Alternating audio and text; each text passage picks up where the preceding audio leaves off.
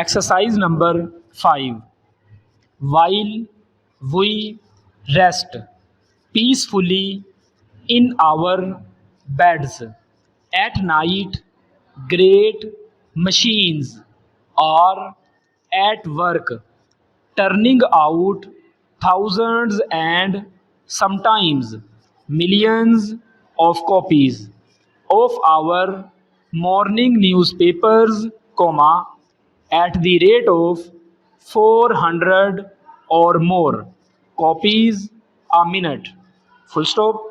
The late hours of the night and the early hours of the morning are times of hard work for most of those who have any connection with the first general contribution of newspapers, full stop.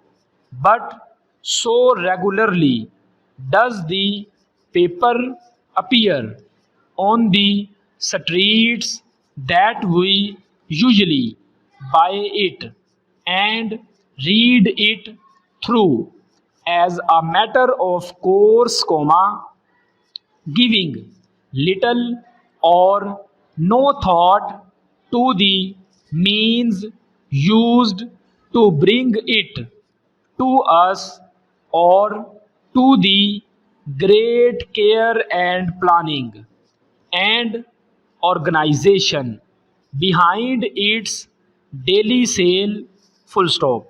Success in the newspaper world depends in very large measure upon being on time, full stop. Newspaper which is late is generally news which has lost its value, full stop. Papers which are late are generally papers which will not be bought, full stop. All good newspaper men will tell us that in their trade there is little truth in the old saying, better late than never, full stop. New para. All day long news and general information reaches the newspaper office, full stop. It is sent into the office by road and by railway, by sea and by air, by wire and by hand, full stop. Thousands of advertisements, and hundreds of letters from readers, are received daily, and in addition there are the pictures which are sent in with the hope that they will appear next day on the picture page of the paper, full stop. Some of the news received is of worldwide importance, semicolon.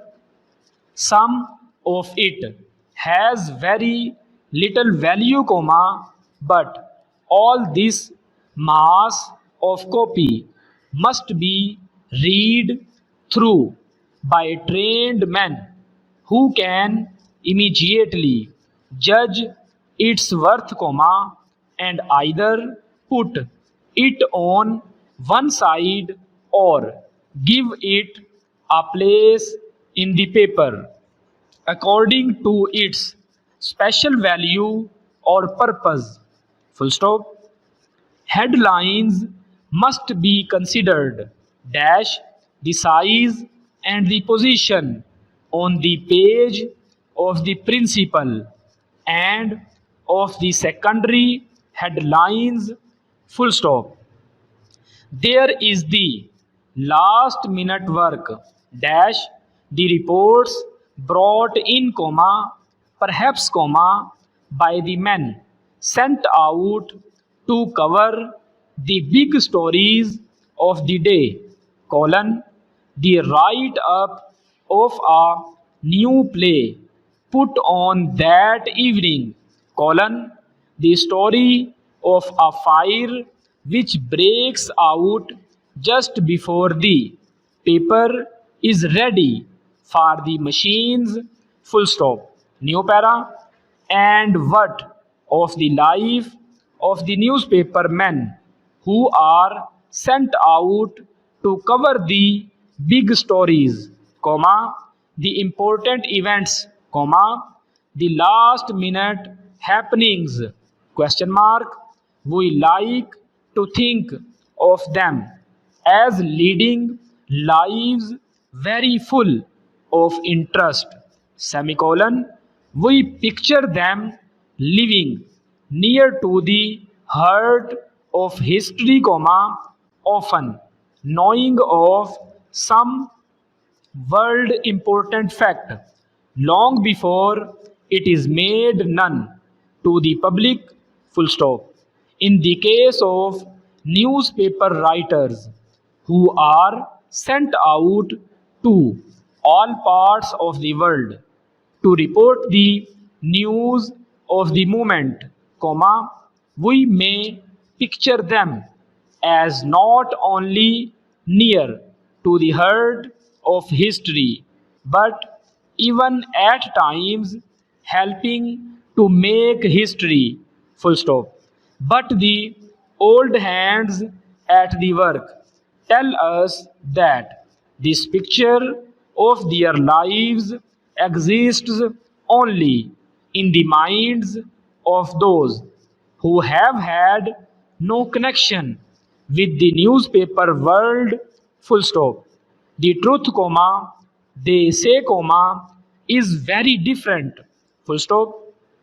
While sometimes they are put onto a story which holds for them a personal interest, comma, while always it is necessary for them to work quickly and with care, comma, they are working often under difficult condition, comma, and generally without coming into direct touch with the great happening or the great men of the world, full stop.